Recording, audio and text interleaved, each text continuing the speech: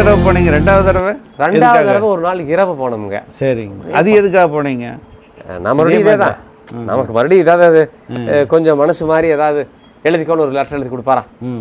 என்னுடைய வாழ்க்கை வரலாற்றை எழுதுவதற்கு ரவிக்குமாருக்கு நான் அனுமதி எழுத்துள்ளேன். அதான் நான் எதிர்பார்த்தது. அவர் கைப்பட எழுதி போட்டு கொடுக்கணும் அப்படின்ட்டு. அவர் ரெண்டாவது தடவை அதுக்காகத்தான் போனேன். அப்புறம் அவர் அதான் அவருக்கு அதில் ஆர்வம் இல்லைங்கிறதுனால அன்னைக்கு ஒரு மணி நேரம் 1.5 மணி நேரம் அன்னைக்கு கொஞ்சம் நிறைய கூட்டமாக இருந்தது. சரி. அன்னைக்கு ஏதோ ஒரு அசைவம் ஏதோ கோழி என்னவோ சாவலை உரிச்சு எல்லாம் பண்ணிட்டு இருந்தாங்க. ராத்திரி ஒரு 11:30 மணி இருக்கும். போயிட்டு அப்புறம் ஒரு 1 மணி வரைக்கும் இருந்துட்டு 1 மணி நேரத்தில் வந்துட்டு 1 மணி நேரம் 1.5 மணி நேரத்தில் வந்துட்டேன். அன்னைக்கு ஒன்றும் பெருசாக பேசலை, நிறைய பேர் இருந்தாங்க. அந்த 12 மணி நேரத்தில் தான் அவர் நிறையா செய்திகளை சொன்னார். ஒரு செய்தி என்னென்னா, அவர் பயன்படுத்தியிருக்கணும் இந்த அரசாங்கம். பூலான் தேவிக்கு எப்படி பொது மன்னிப்பு கொடுத்து சில சட்ட நடவடிக்கைலாம் கொடுத்து அதுக்கான முயற்சி கருணாநிதி செஞ்சார். அப்போ நம்ம வால்டர் தேவாரம் தான் போய் நீதிமன்றத்தில் போட்டு அதெல்லாம் அதுக்கான வாய்ப்பை அடைச்சிட்டார். உண்மையிலேயே ஒரு சின்ன தண்டனையோட மன்னிப்பு கொடுத்துருந்தா இந்த வனத்துக்கு அவர் ஒரு பெரிய, நான் சொன்னேன் வெளியே சொல்லாதீங்கன்னு ஒரு செய்தி சொன்னார். அது மட்டும் இல்லை, நாங்கள் பேசிகிட்டு இருக்கிற மத்தியானம் ஒரு 2 மணி இருக்கும். நாங்கள் மரத்தடி உட்காந்து பேசிகிட்டு இருக்கோம். அது ஒரு வறண்ட காலம். அந்த வறண்ட புல்லெல்லாம் எரிஞ்சு வருது எங்களை நோக்கி. கொஞ்சம் தூரத்தில் பக்கத்தில் வந்துச்சு. ஒரு 15 ஒரு 20 வரைக்கும் அந்த பக்கம் வந்துச்சு. எனக்கு பதட்டம், எதிர்த்து கொஞ்சம் ஓடலாமா, வேறு திசையில் ஓடலாமான்னு. இல்லை ஒன்றும் இல்லை, போயிடும் அப்படி போயிருன்னு சொன்னார். அதே மாதிரி போயிடுச்சு. எனக்கு குழப்பம் இன்னைக்கு வரைக்கும். அது எப்படி சொன்னார்? காற்றினுடைய போக்கை வச்சு சொன்னாரா? இவங்கெல்லாம் சொல்கிறது என்னென்ன இல்லை, அவர் சிலதெல்லாம் மந்திரம் கற்று வச்சுருந்தாருன்னு சொன்னாங்க. அதுவா எனக்கு அதை மந்திரத்தில் எனக்கு நெருப்பவே திசை திருப்பி விட்டாரா? அவரே மந்திரத்தில் நெருப்பை திசை திருப்பி விட்டார். ஆனால் இல்லை உட்காருங்க, அவரும் உட்காந்துருக்காரு, நானும் உட்காந்துருக்கேன், என் கூட வந்தவங்க 2 பேர் உட்காந்துருக்கேன். அது போயிடும் அப்படி அப்படின்ட்டு போனார்.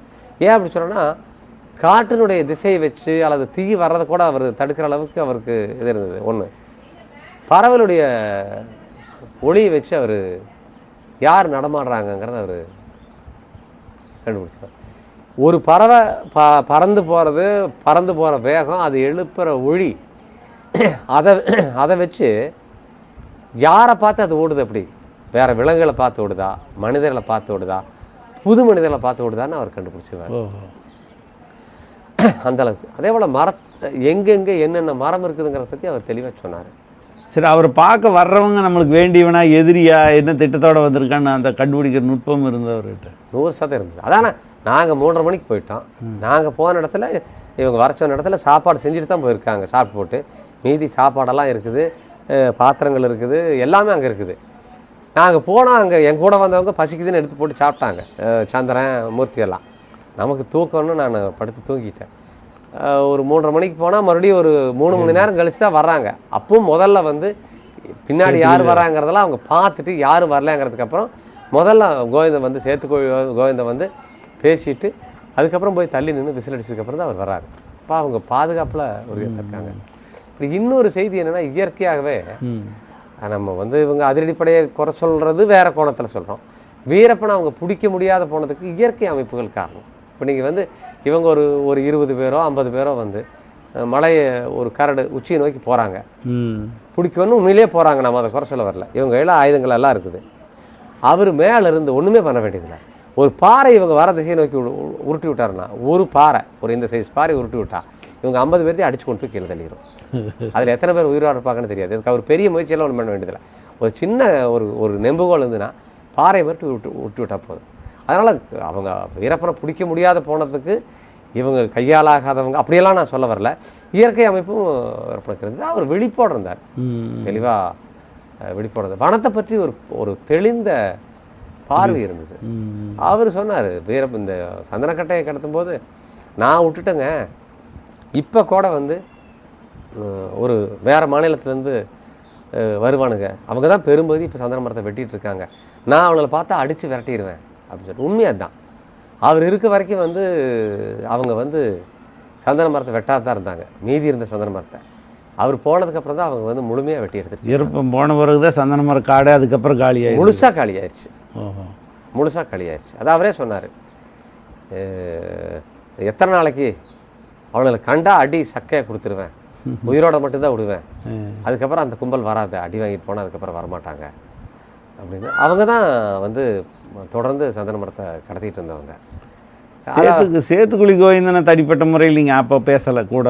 கோவிந்தன் பேச, அவரோட ஆக்டிவிட்டி எப்படி இருந்தது சேத்துக்குழி கோவிந்தன்? சேத்துக்குழி கோவிந்தன் ஒரு ஒரு ஒரு ஒரு ஒரு மெய்க்காவல் படை எப்படி இருக்கும் அந்த மாதிரி அமைதியாக இருப்பார். எனக்கு கோவிந்து அப்படிம்பாரு, சிரிச்சுட்டு ஆமான்னு தலையாட்டுவார். அதை தவிர வந்து எந்த சுற்றுப்புறத்தையே கவனிச்சுட்டு இருந்திருப்பார் முழுமையா. அதே போல் என்ன வீரப்பன் என்ன பேசுகிறாருன்னு கவனிக்கிறது அவருக்கு ஆர்வம் இல்லை. அவர் காதே அந்த அவர் பார்வை மட்டும் இருக்கும். எங்களை முதல்ல ஒரு 2-3 மணி நேரம் எங்களை நல்லா கூர்ந்து பார்த்துட்டு தான் நின்று இருந்தார். நாங்கள் பேசிகிட்டு இருந்தோம், நாங்கள் எங்களுடைய நடவடிக்கை எப்படி இருக்குதுன்னு தொடர்ந்து நாங்கள் போனோம். எங்கூட இன்னும் 2 பேர் வந்திருந்தாங்க. எல்லாத்தையுமே வந்து அவர் இப்போ இது என்கவுண்டர் முடிஞ்ச வரைக்கும் இப்போ இவர் சந்திரா கவுடாவோட குடும்பமெல்லாம் இருக்கா பார்க்குறது உண்டு? அவங்களாம் வந்து எதாவது நான் அவங்க குடும்பத்தை எனக்கு தெரியவே தெரியாது.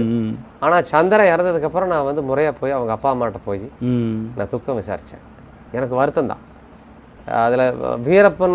வீரப்பனை வேற, சந்திரன் இறந்தது என்னால் ரொம்ப வருத்தமாக இருந்தது. ஒரு அவன் அப்பாவிங்க, அதாவது கோயில் பூசாரி என்னமோ சொன்னாங்க, அந்த மாதிரி இருந்தார் அவர். அவங்க சமூகத்தில் அவங்க ஒக்லி கவுடா அவங்க இதில் ஒரு சின்ன கோயிலுக்கு அவங்க அப்பா பூசை பண்ணிட்டு இருப்பார். பக்தியான குடும்பம்.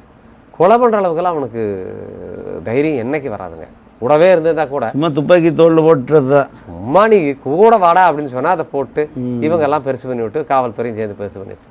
நிச்சயமாக நடந்த கொலைகள் எதுலேயுமே நேரடி பங்களிப்பு இருந்திருக்காது. யாரையும் வெட்ட கூட சொன்னால் வெட்ட மாட்டான். ஆமாம் ஆமாம் ஆமாம். இப்போ நம்ம நிறைய பேரை பார்க்குறோம்ல, காலம் பாருங்கள் எப்படி ஒரு ஒரு மரணத்தை அவனுக்கு கொடுத்தது. அதோட அவனுக்கு எவ்வளோ ஒரு பேர் பாருங்கள். தொடர்பே இல்லைங்க கொலை பண்ணுற அளவுக்கோ அல்லது இந்த மாதிரி எதுவுமே இல்லை. விளையாட்டு தான். மாடு மேய்க்க போனால் அவங்களுக்கு தெரிஞ்சுது. அந்த பையன் பக்தவச்சலம் கொலையில் வந்து இது பண்ணும்போது அவன் மாட்டிட்டான்.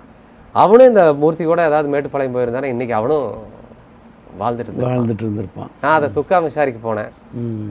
அவங்க அப்பா அம்மா இருந்தாங்க அப்போ, இப்போ இருக்காங்க தெரியாது எனக்கு இப்போ எந்த இதில். அவர் போய் பேசிட்டு நான் என்னை அறிமுகப்படுத்திட்டு இந்த மாதிரி ரவிக்குமார்னு சொல்லிட்டு எங்கள் அப்பா வரலான்னு சொல்லி அறிமுகப்படுத்துறேன். ஐயோ சாமி நீ தானே அது?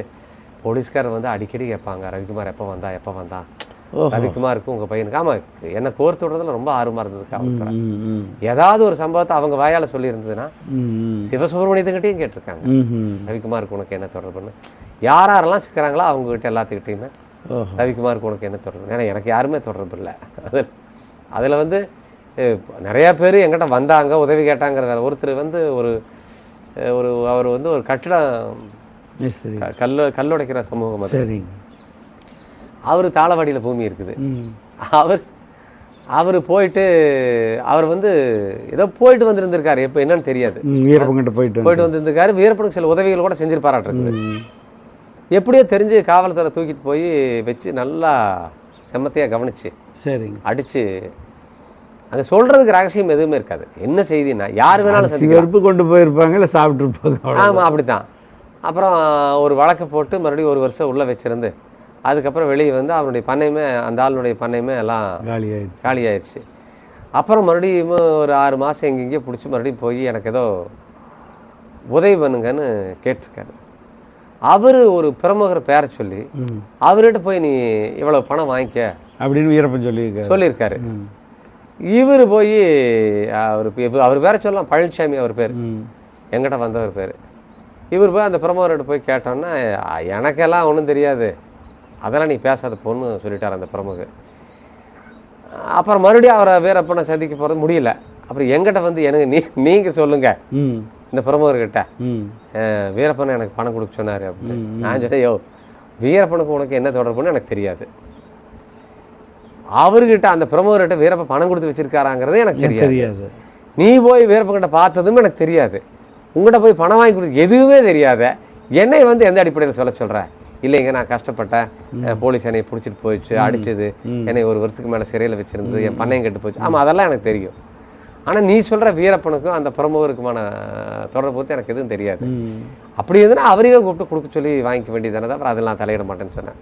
இது அந்த பிரமுகர் யாருன்னு நம்ம சொல்ல வேண்டாம், அது வந்து உங்களுடைய. அப்புறம் என்னாச்சு? அதுக்கப்புறம் நான் அது அவர் பணம் கொடுக்க மாட்டாரப்பா அப்படின்னு சொல்லி அனுப்பிச்சிட்டேன். அவர் கொடுக்கல. ஆனால் என்னென்னா வேறொரு பையன் சண்முகம்ட்டு எங்கள் கூட வந்திருந்தா அப்படி. அந்த பையனும் மலையோரத்தில் இருக்கக்கூடியவர் தான். அவர் அமைப்பில் இருந்தவர்.